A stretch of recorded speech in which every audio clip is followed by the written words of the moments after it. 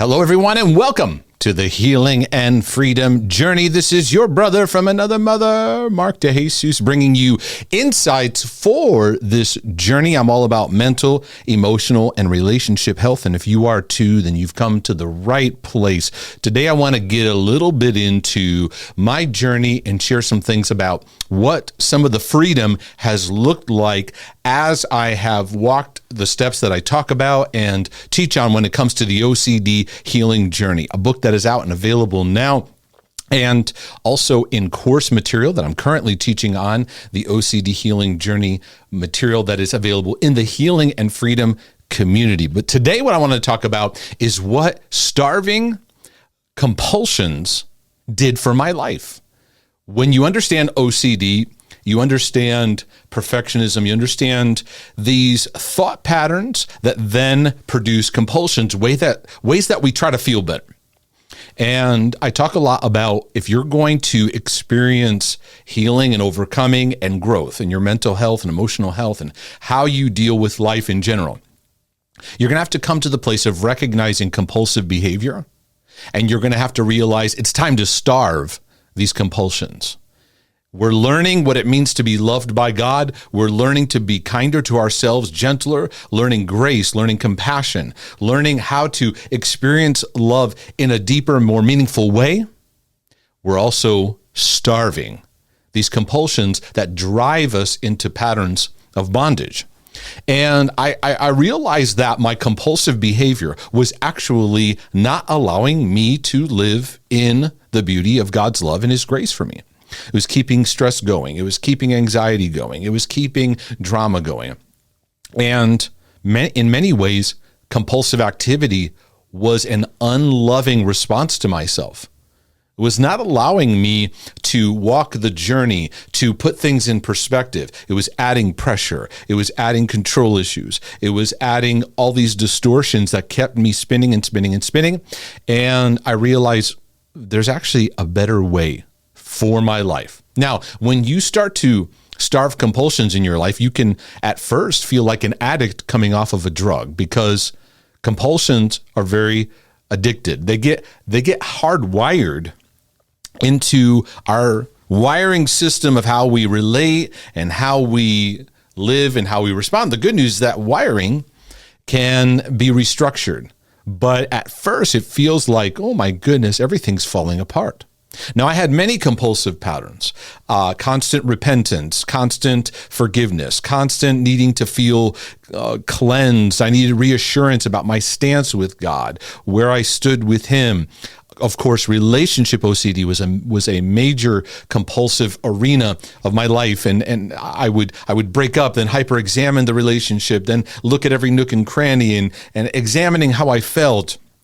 I had very obsessive compulsive ways that I related socially, where I was overthinking interactions, overthinking the reactions after, public speaking, obsessive compulsive, just pressure, anxiety, so much weight put on what I did and how I did it, constant reassurance seeking, a world where I was living in making sure I did the right thing, examining things down to a microscopic level.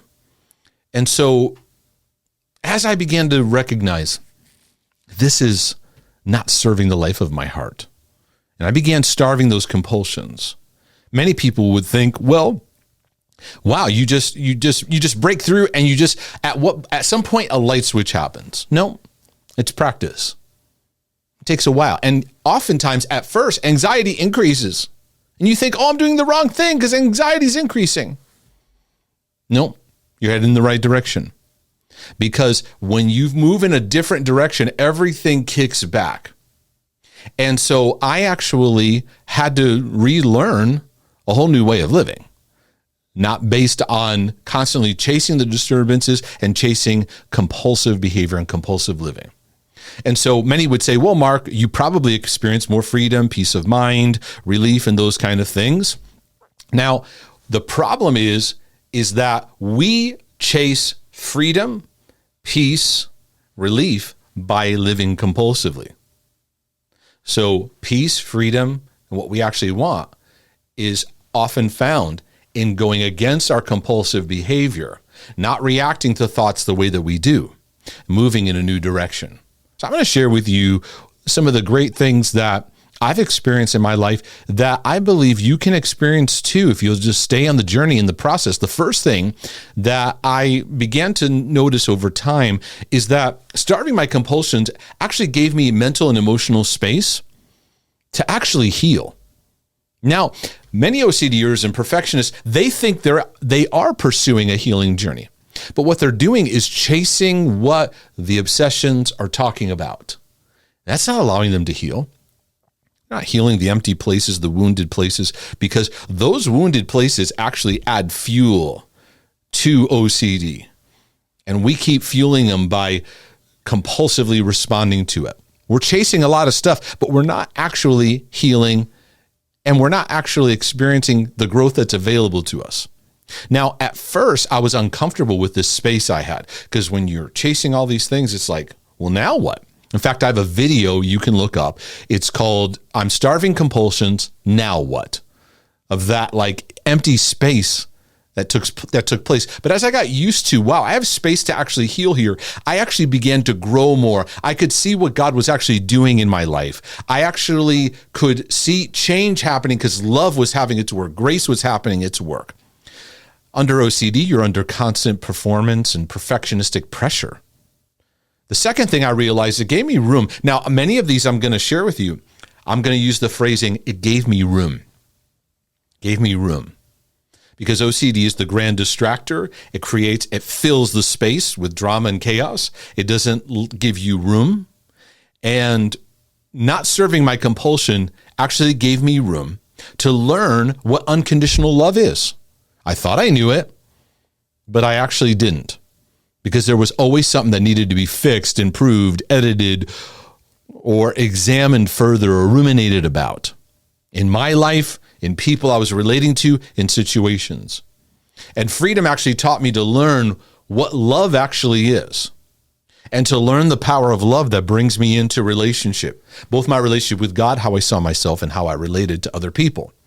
So it gave me practice in my relationships to practice more unconditional love and the beauty of it and to see how it made relational living so much better. It also, another thing that I observed is that it allowed me to see myself with compassion. When you live compulsively, compassion can't have its work because love slows us down. Love is patient. Love is kind. And in my compulsive living, there is no room to see that, Mark, you live in an anti-love world towards yourself. So it actually gave me room to learn self-compassion, to learn how to see myself with the love that God has for me. I also had more room to learn what was really going on with my emotions. Many OCDers, as they starve compulsions, they realize, oh my goodness, I feel depressed. And they don't realize that depression's been there. It's just never been dealt with because you've been busy burning yourself out, chasing all these disturbances that give you anxiety or give you guilt or give you confusion, and you're chasing after them. It's exhausting. And the depression never gets tended to. There's emotions, there's stuff in your childhood, there's stuff in upbringing, there's trauma and drama that actually hasn't had healing. OCD takes over and keeps you spinning. As I starved compulsion, I was able to see in my emotional life in a more meaningful way what needed tending to. I found in starving compulsions, it gave me permission and room to make mistakes, meaning that failure and mistakes is not the end. In fact, we learn if we allow ourselves, if we push the shame back, mistakes can be the greatest area for learning and for growth.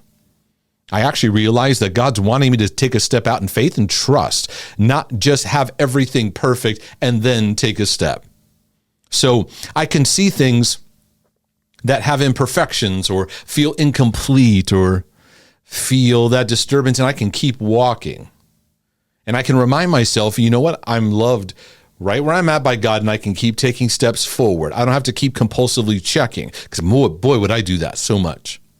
I can look at things in my life. Maybe it's things I'm writing or meetings I've had with people or interactions, and I can go, you know what? Good enough. I don't have to serve that just right, but never enough cycle.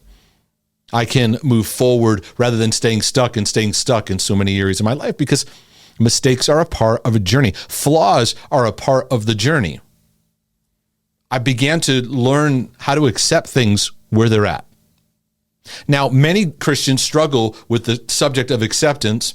Many think, oh, that means compromise. No, I'm not saying that's compromising or ignoring sin. No. Loving acceptance says, I take you in a relationship, but there's also another thing that we need to learn and understand, because we're always trying to change people. Instead of just being vessels that are available, we're always trying to force change on other people. And we never actually practice love. Love allows you to see things where they're at. Instead of carrying the burden to be right, to fix, to be perfect, I see more things like, okay, I see that's where it's at. Whereas before, situations would pull on me. Something's got to change, and I got to do something about it. Those are all OCD distortions coming into play. One area that, boy, I really rejoice over is that starving compulsive behaviors and thinking patterns, it tuned down the emotional drama and buzz I was always caught up in. Many of you get so used to the buzz going on that you get attracted to drama. You look for drama. And even when obsession is not there, you look for something to be obsessed about, something to be disturbed about. And I learned that God is not barking at me all day long.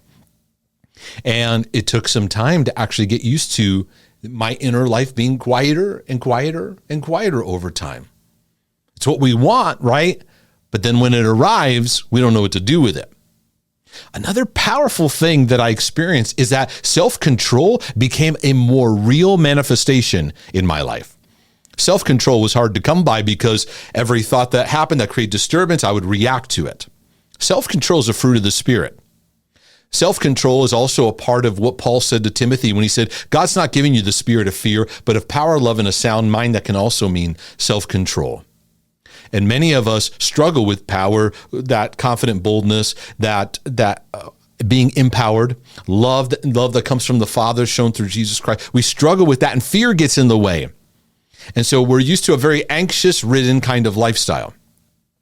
And self-control, as I learned, no, I don't have to. I don't have to do that. I'm gently redirecting myself to being loved, to the present moment, to a new narrative.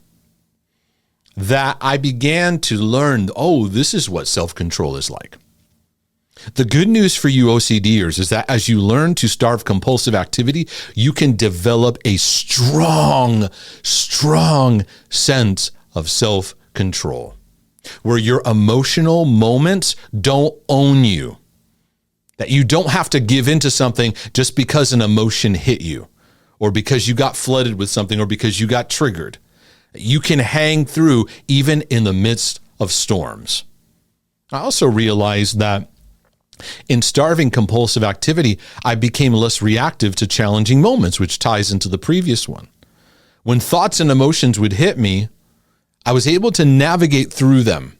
I'm able to navigate problems more gently. It's not that stuff doesn't bother me. It's not that I don't have bad days, but there is less of this reactiveness to everything that gets stirred up within me that creates some kind of disturbance. I will say too that starving compulsive behavior has caused me to take my life less seriously, take myself less seriously.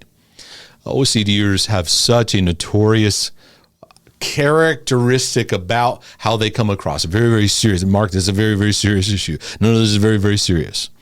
And I even found in relationships, if I felt misunderstood, or if somebody said something that I felt, I don't know, why'd they say that? We get offended so easily. We get hooked relationally into a lot of disturbing things. And then we're compulsively ruminating over it, thinking over it, rehearsing, I got to get this fixed. And starving that and letting that pass through caused me to be more gracious within myself, more gracious even how I saw others, how I related to others, and above all, not take myself so seriously. In the long run, I'm noticing that life is a lot lighter, because when you live in compulsive living and compulsive activity, you are always under pressure. And this is constantly weighing over you, constantly weighing over your journey. I see a lighter experience. It's true what Jesus said when he said, take my yoke upon you and learn from me, for my yoke is easy. My yoke is light. And it's an honor to be able to experience that and share that with you more and more. As I grow, I pray that you'll experience the blessing of what I've learned from. Has this video been a blessing to your life? If it is, would you click like and subscribe? Go to markdejesus.com and you can subscribe to my weekly email newsletter. You can also support these videos by clicking on the donate button at markdejesus.com, either a one-time or you can become a monthly supporter. If you want to dig a bit deeper and make a deeper investment in your journey, join the Healing and Freedom community, where right now I'm currently teaching on the OCD healing journey, which is available now. Appreciate those of you that have purchased the book. And if it's been a blessing, please go to Amazon and write a review so that it'll encourage others to get a copy themselves. Well, Lord willing, and the creek don't rise, this is your brother from another mother saying, I'll be back with more insights for your healing and freedom journey. But in the meantime, I'm out.